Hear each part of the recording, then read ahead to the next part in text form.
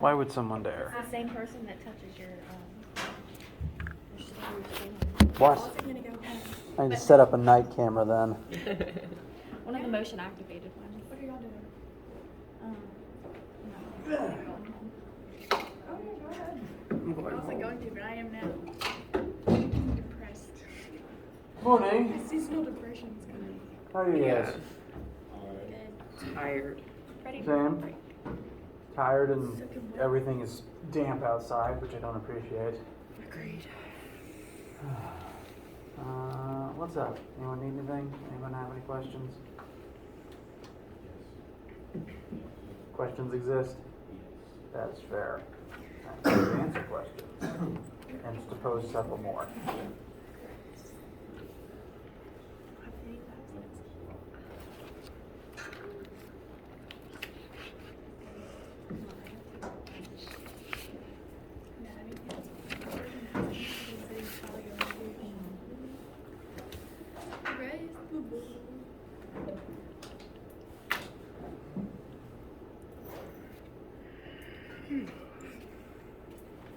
All right. Cameras on. Yay. Projector's on.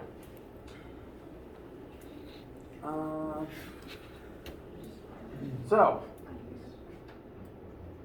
hello again. Apparently I just got back from being stuck in my brain for a full second. Today is October the 8th. The only thing due tonight is the Chapter 4 homework and quiz. So we'll open up with questions related to that. Then we will begin talking about Chapter 5 topics because they're immediately related and I want to give you something new to think about while you're out on vacation.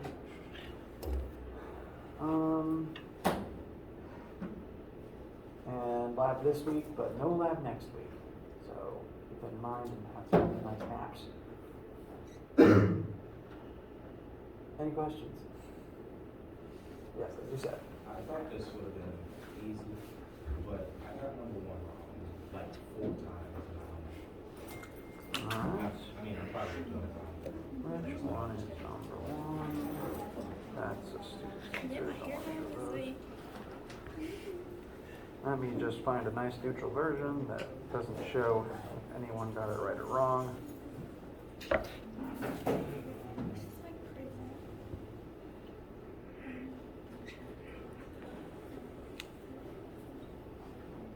Alright. We've got a train with a known mass moving forwards. The train is exerting, or rather, okay, a train locomotive pulls a train. I've never heard the differentiation quite like that, but I suppose the locomotive is the engine at the front and the train is all the cars being towed by the locomotive. Never heard that verbiage before, but it makes an amount of sense. The engine is exerting a force to pull the train forwards. How much time does it take to increase the speed of the train from rest to that speed? Everyone's numbers will be different, but weirdly it's given in kilometers per hour. You're also allowed to ignore friction, and the answer has to be in minutes. So I already see several things that could potentially trip someone up, but at least to begin with, my previous work is all still here, and it's all over the place, and I really should just erase the board at the end of the lecture so I don't have to do this at the start, but weirdly, I seem to never learn.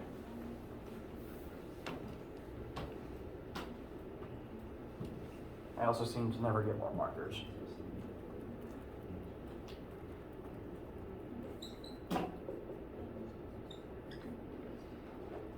In this specific situation, you know the mass of the train, you know the force the locomotive can exert, so you can use Newton's second law to find acceleration, but then that acceleration will be given to you in meters per second squared.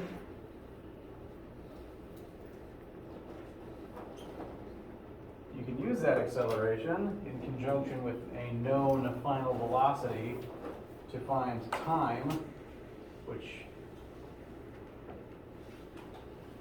Well, time is the final answer.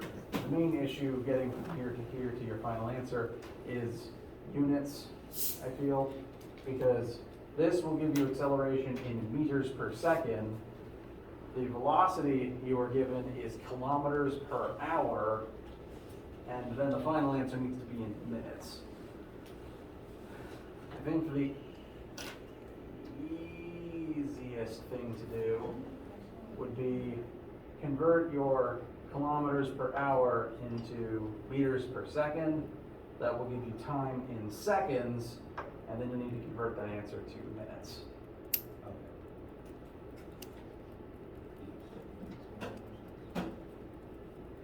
Let me know how that goes.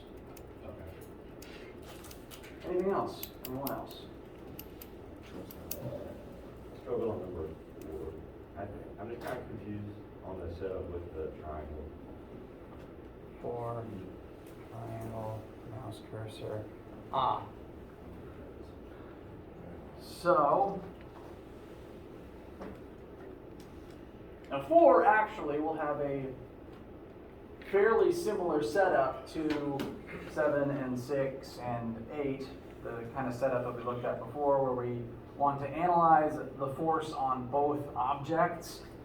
So do Newton's second law on both objects, figure, and then kind of do 2 equations, 2 unknowns to find acceleration and tension. So the issue you said was I'm assuming the triangle for normal force on the ramp. No. All right. Let me redraw the picture so that it's mirrored. No, actually, no. It's the same slope, so that still applies.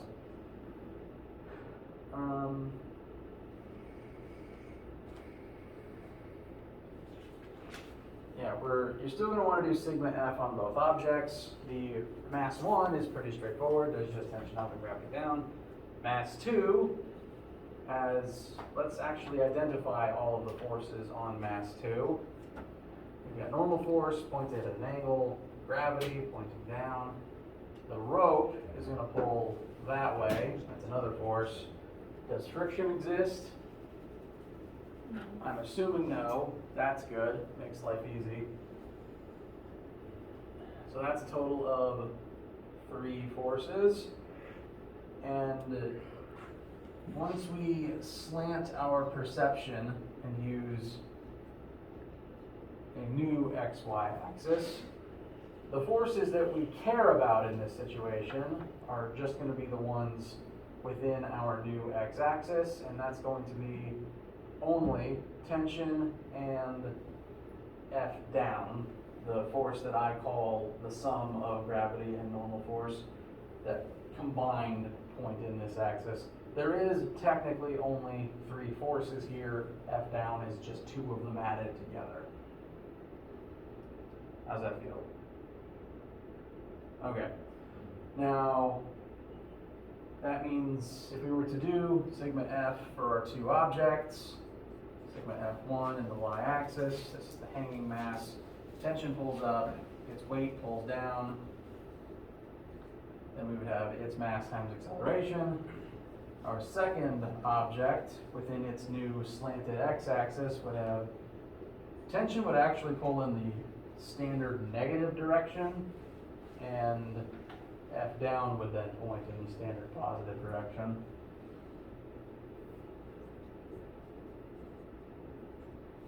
And that would add up to its mass times the same acceleration. The directions are important. You do need to somehow indicate that tension and acceleration are in a different facing a different direction than F down is. I guess you could theoretically make tension and acceleration positives and just make F down negative if you wanted to. They just have to be facing the opposite as F down. And again, to find F down, I recommend you consult this triangle, which is the relationship between gravity and normal force for an object on slant. Gravity is the hypotenuse. The angle between gravity and normal force is the same as the angle of the incline. And the third side, beside opposite of the angle is the summation force that I call F down. And of this triangle, that's the only thing you actually need to find for this question, since friction doesn't exist. That help? Okay. Any other, yes? I got number one now, since I just changed it to meters per second. Okay, good. Anything else? Worries, questions, etc.? Do we need to attach a file on number 6? You actually don't. For one, as I've said, web assignment is dumb and can't actually interpret the image anyway. But two, this might be more obvious with the version on screen right now. 10 number, that's 11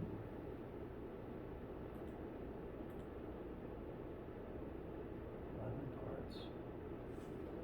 1, 2, 3, 4, 5, 6, 7, 8, 9. I can't really see it from this screen for some reason, but on my other way of looking at it through the teacher version, I can tell that I have made the part of the question. Sorry, I forgot how to talk there. The part of the question that actually asks that, part A, is worth 0 points.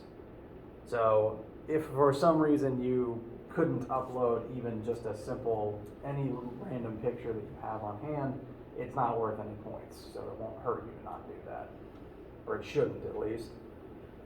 If you leave that one alone and then you still are missing points at the end, let me know and I'll try to fix that. But it should not count against you right now. I feel kind of all over the place this morning. How do you? And then I forget how to speak. How are you guys? And is anything I say this morning intelligible? Okay. We just need to take a quick break for some oxygen and some water.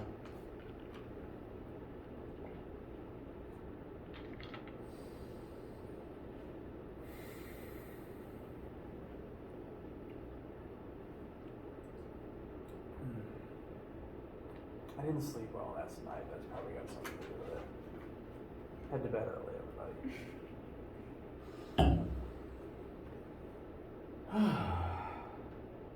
All right.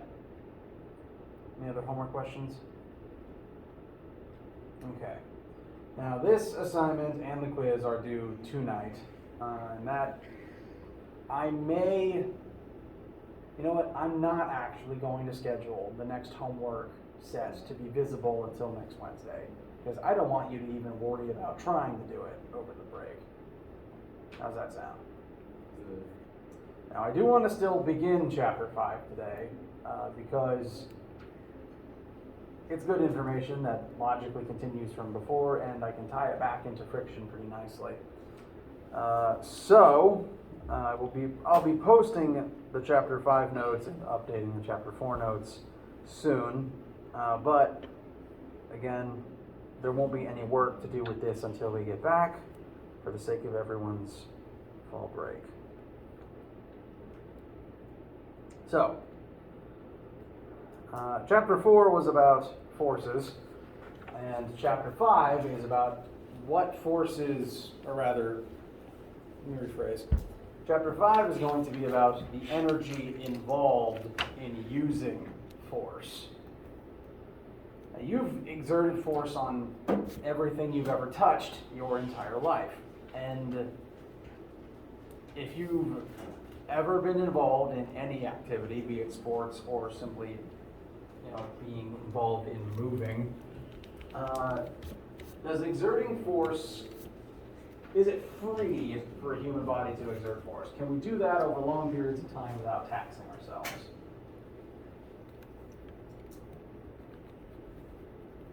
No. It costs us something when we exert. It costs us something in order to exert force. If you go lift a bunch of weights or move a bunch of heavy boxes, you are going to be tired afterwards. And you're going to need to eat something because that action took energy. whenever your muscles do anything, and you exert any force on any object, you are using up energy to perform that task. Now, force and energy are not the same thing, but the math behind the principle of work is how we figure out how much energy it takes us to exert any given force. So, the physics definition of the word work is the use and transfer of energy. And so, I suppose if your parents ever ask you, have you done your work, as long as you moved your pencil, you've technically done work. Because you used energy and used force, transferred energy from your hand into the pencil. You're allowed to use that definition to your advantage in colloquial English. So, in physics, the variable for work is a capital W. As we continue on, we're going to find more and more concepts and variables that don't exactly match up super well. This one works pretty nicely, at least for the variable. And you can calculate the amount of work something takes by multiplying the force you must exert to perform that task by the delta x, wow, I really can't talk this morning. By the displacement of the object you were exerting the force upon. So work equals force times displacement.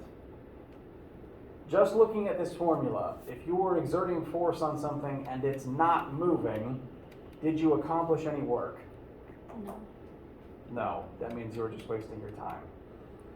If I were to just physically push on the wall, I'm exerting a force, I can guarantee you that, it isn't moving, therefore I'm accomplishing zero work, and I'm just pointlessly burning energy to do nothing.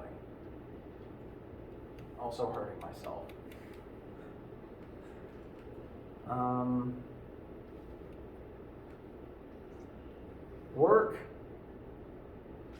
Work is the use and transfer of energy. When you do work, you use energy. And you've probably dealt with this unit before. The unit of energy that we use in physics is joules. If you are unfamiliar with that term, it is spelled like the French scientist, not like the gemstone. This gets abbreviated to a capital J. And so for the most part, whenever we're talking about energy in here, it's going to be some amount of joules spent to perform a task. There is another unit of energy that is more commonly used in bio and chem circles, known as the calorie. And I think the definition of 1 joule is the energy it takes to increase 1 gram of water's temperature by 1 degree Celsius. I'm not sure the formal definition of 1 calorie. If anyone else does, I'd be interested. But, fun fact, the little c calorie is not the same as the big C calories on your food packages, because on your food those are actually kilocalories, and we just don't really note that correctly.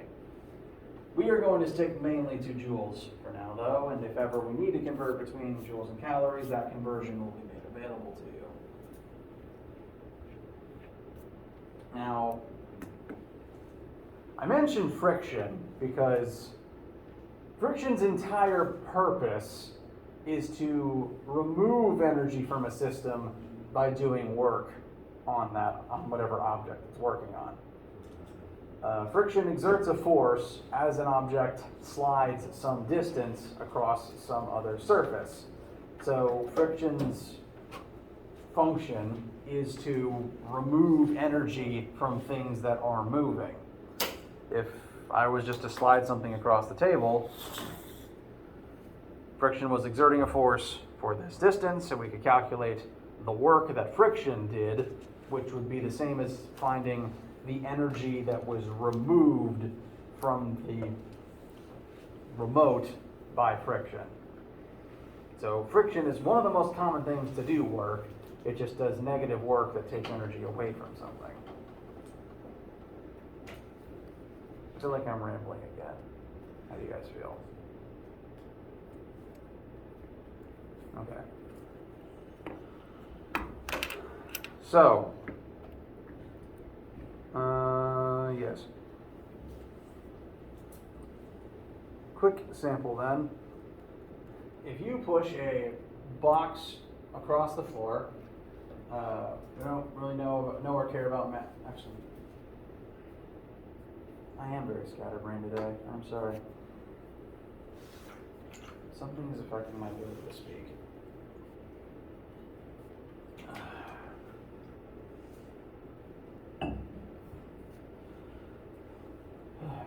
We have a box. We're going to push that box across the floor. We are exerting a force of 50 newtons upon this box, and the box is going to move 10 meters as a result of us acting upon the box. We are also told the weight of the box. I am going to draw a free body diagram of this situation.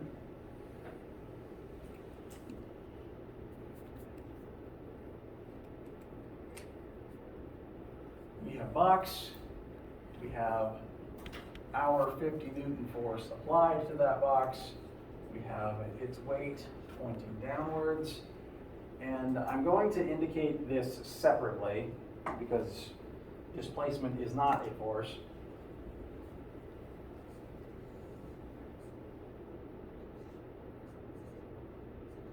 I'm trying to physically draw it differently so that it doesn't look like a force arrow.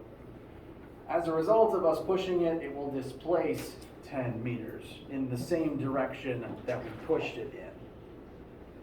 So, how much work do you, the person pushing the box, do in this situation?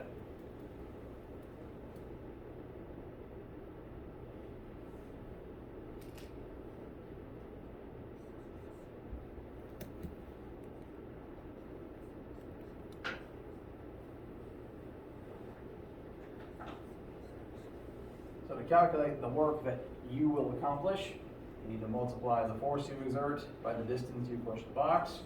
So 50 times 10.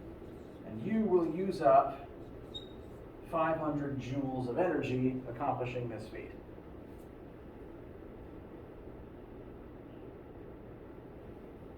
Questions about getting to this number? Okay. However, how much work does gravity do in this situation? Gravity is exerting a force and the object is moving. However, on the previous slide, the formula for work said a force with a little subscript p, because when these notes were first written, it was very difficult to put a parallel sign in here, and I didn't do that, and I've since forgotten to go back and fix that until right this moment. So that P is supposed to stand for force parallel. Because in order to do work, you have to be exerting a force parallel to the displacement of the object. And so if we're trying to ask ourselves how much work gravity is doing in this situation, gravity is exerting a force this way, but the displacement is in the x-axis.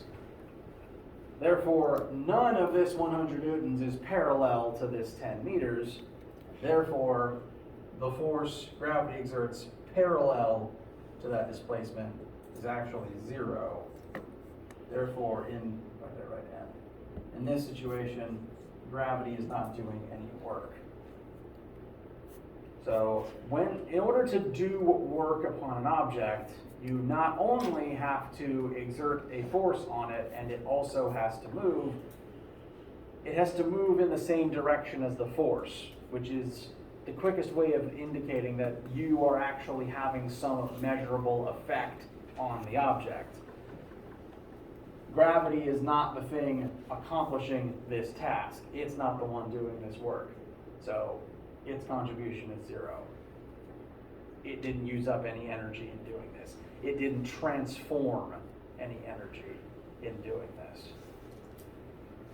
As we continue to go on, I'm going to come back to and probably redefine work a few different ways.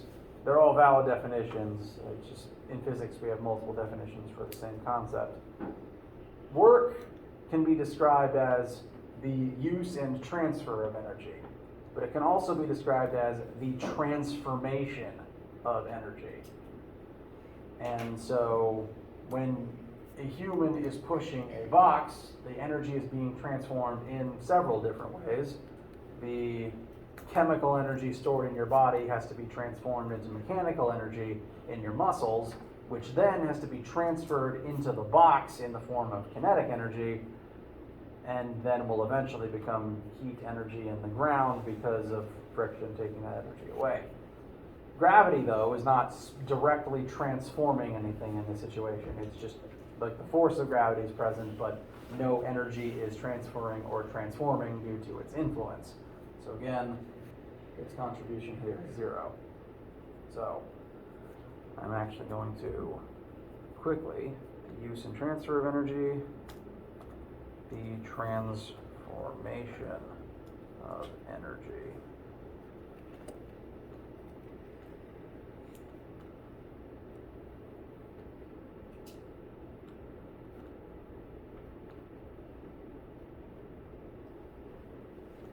So I'm adding that to the definition.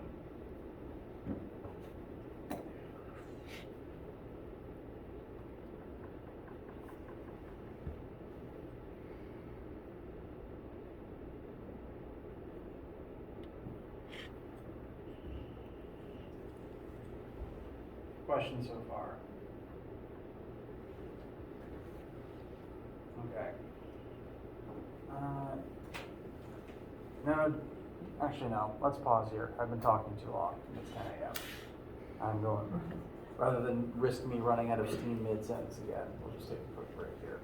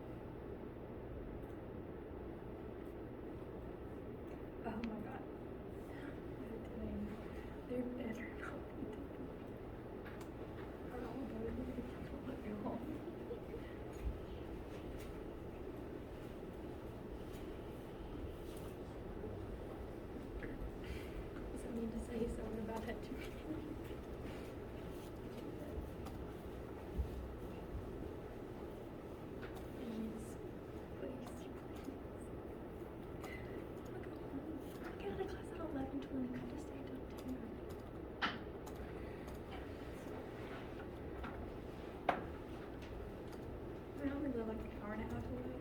Still. I know, I don't like looking at it always. It's just like, oh, go.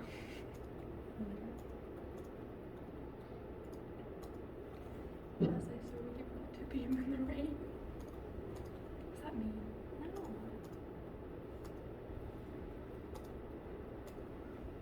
Let me check the weather. While y'all are at it. Look, it's gonna be soaking wet. It's supposed to stop at 11, but like, it's still. Stop. It is. I'm about to DM Avery and Brina. I'm gonna start a group. I can email them. That would probably be more professional. It's informal, yeah. Avery.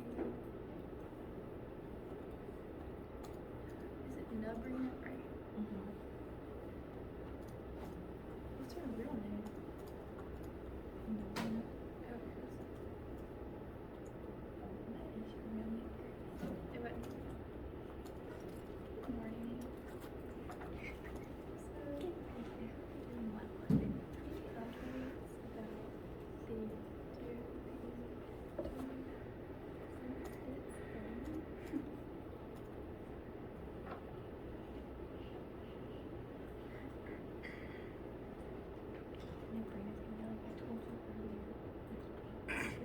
morning, just curious to see if they've rescheduled.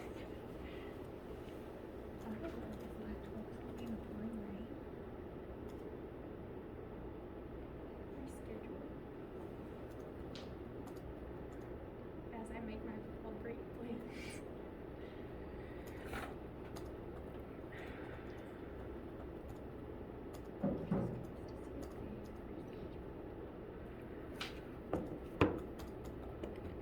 All right. Any questions before we continue? This is what makes me sound mean. Okay. I would like to step back just a second because we jumped from force to work being defined as the use or transfer or transformation of energy. But I feel it's worth looking at, I guess, a formal definition of energy. And we have measures of energy. We have like the metric unit of joule to tell you how much energy is in an object or how much energy it would take to accomplish a certain task. And so we use energy daily. We can measure it, we can calculate it, we can do a lot of things with it. The funny thing about energy is we don't actually know what it is. There's lots of places where people think they can see and observe and know what energy is or energy does. Probably the first places where humans ever saw energy or thought they saw energy was light from the sun or lightning. And more recently, people screaming at each other until their hair turns gold. However, none of what you see in any of those situations is actually energy, because the human eye can only see light, at least as far as we understand it. So objects that have energy can spend some of that energy to give off light. When you see lightning, what you're physically seeing is light given off by plasma created when the electricity passes through air. So you're not seeing energy literally, you are seeing light emitted by plasma, which is probably the same thing that's happening here if, like me, you thought way too hard about the physics of Dragon Ball. We can't see energy. It's completely invisible. We also can't feel energy. I suppose there's an argument to say that you might be able to feel thermal energy, but the weird thing about human skin is it doesn't actually have a direct way of measuring total energy content. It can't even really measure temperature. All you can detect in terms of thermal energy via your own skin and by touching things is just the All you can tell is if energy is entering your body or leaving your body. You don't detect energy itself, you just detect the transfer. If you feel hot, that means you're gaining energy. If you feel cold, that means you're losing energy. Neither case can you detect individual joules themselves. Energy is just this weird thing that exists, we know it exists, but we can't observe it directly. We can only observe what the energy does when an object is in possession of it.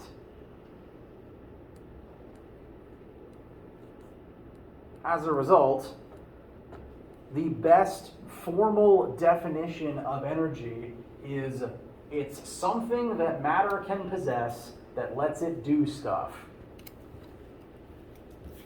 This is the academic definition. You could try to go in more detail. There's some people who go into the discussion that energy and matter are the same thing in different states, but in the form of energy, it's possessed by objects, and I'm just going to include organisms in that definition. It's possessed by things made of matter, and that matter can use that energy to do stuff. Because all of the stuff that you do, subconsciously or consciously, takes some amount of energy. Every task you've ever performed involved something moving some distance, therefore your body used energy to do work in order to accomplish that task. There's lots of different forms of energy. There's lots of different ways that energy can change states and transfer between objects. But at the end of the day, it's all still just this mysterious, invisible thing that something has to possess in order to use it. You can't really have energy by itself. There's no way to look at the universe and scan and find a thing that is, there's no way to find a thing that is just made of pure energy. Lightning is technically electrical current traveling through air. Light itself is an electric field tied together with a magnetic field. That's not really energy, that's oscillating fields that were created by something and are radiating towards a target. Energy alone can't exist without matter to possess and use it. And because of that, we can't really see it until it does something. So it's really weird, and that's why the rest of the year is going to involve looking at situations with energy and figuring out what's happening to that energy in those situations. And every time you exert a force, you are using up energy to accomplish whatever task you're trying to do. Even if you don't necessarily do any work, like you're using a force and nothing's actually moving, you are still using up energy, because at least on the molecular level, there is something still moving inside of your muscles. I just don't know the bio or the chem well enough to say what is. Questions so far?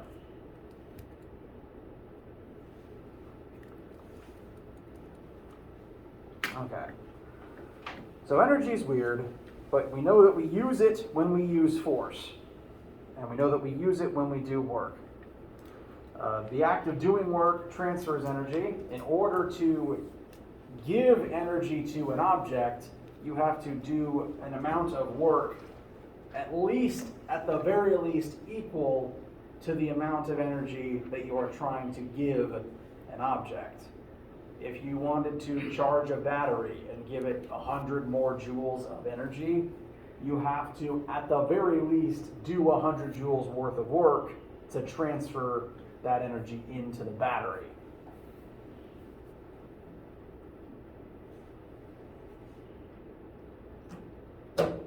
So as we move forwards and start talking about things like the conservation of energy, we're going to have to start accounting for where all the energy in our questions goes, and ideally, the amount of energy that exists in the beginning of a situation will exist in the same amount at the end of the situation, and some process or some amount of work will be responsible for taking it from its original conditions and moving it into its final conditions.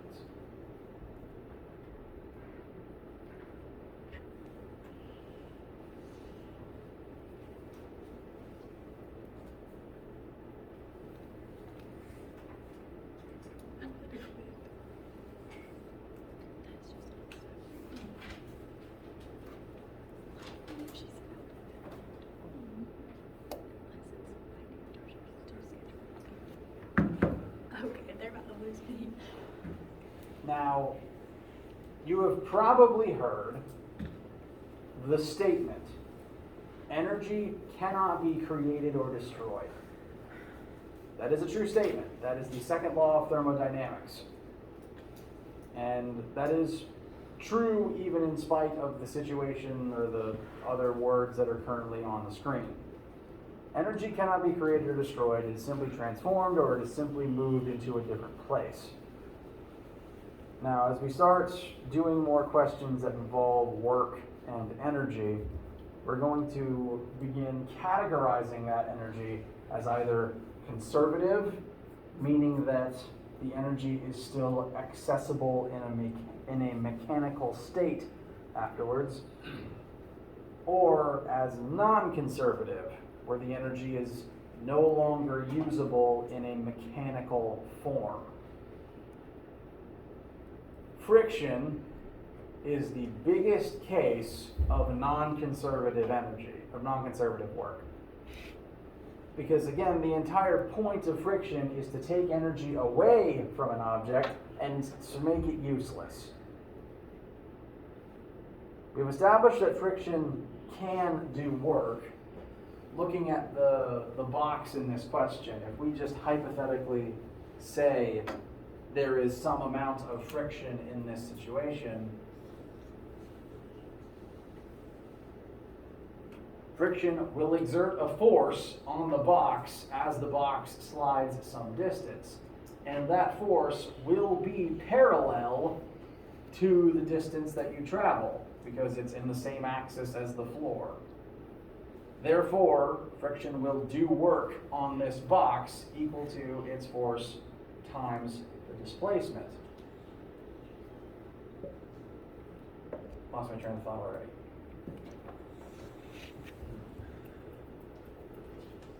But whatever the number of the force is, we can just randomly say like negative 10 newtons, maybe. I call it negative because it's in the opposite direction of the 50. Therefore, if we plug negative 10 in for our force, then we will get a negative answer for work done. If you work the work formula and you get a negative answer for that reason, that means that the work was non-conservative. It took energy out of the system and put it into a form that is no longer usable. When friction does work, it takes energy away from the object in question. Can you guess what form of energy that friction turns that work into? Thermal. We know this because whenever friction does anything, the object that exerted the friction tends to get hotter. You can test that yourself by just rubbing your arms or hands together. Friction takes energy away, makes it into thermal energy, which we can't use to accomplish a task anymore. If I do work to lift an object vertically upwards, that energy still exists in the object and can be released if it falls, which is the entire point of using a water wheel on a waterfall to get energy out of the falling of the water. But if the energy becomes thermal, then you can't really pull it back out to do anything with it. So it still exists, therefore energy wasn't created or destroyed, and therefore technically the energy is conserved in that it exists somewhere and the total energy in the universe remains unchanged. But the textbook definition of non-conservative is going to mean that it is no longer mechanical energy. And we're going to define mechanical energy as energy that can be used to accomplish some mechanical task, a mechanical feat that involves the motion of an object that you can observe on your state of being. If you can see something made of matter, it is an object, and mechanical energy can be used to move it or cause that object to do a task. How do you guys feel? I've been rambling for a while now. Okay. So, that's the end. Don't want to hold you on Friday. Be working on and finishing up your Chapter 4 assignments, and then your official homework from there is have a nice fall break. I need a nap, and a lunch, and more water, and I can only assume you guys do too. So sleep good, drive safe, don't drive in the rain, or at least be responsible in the rain. And have a nice day. Let me know if you have any questions or any issues as you finish up your homework. Up on that.